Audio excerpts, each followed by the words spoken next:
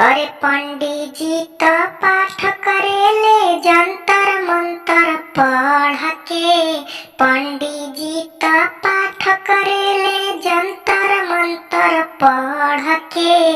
आ पंडित के दीदिया घूमेली साइकिलिया पर चढ़ के।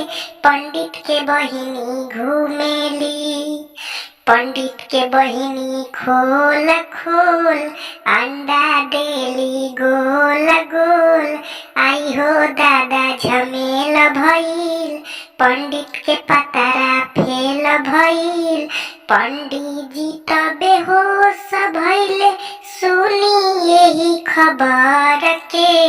आ पंडित जी के बहिनिया घूमे साइकिल पर चढ़ के। पंडित जी के बहिनिया घूमे। पंडित के मौसी सावर हो खड़ा करेली टावर हो। पंडित के मौसी सावर हो खड़ा करेली टावर हो। टावर मोबाइल के टूटी गईल। पंडित के भंडा फूटी गईल। पंडित जी तनी रहो रही अब से संभर के। राउर बहिनिया घूमेली साइकिलिया पर चढ़ के।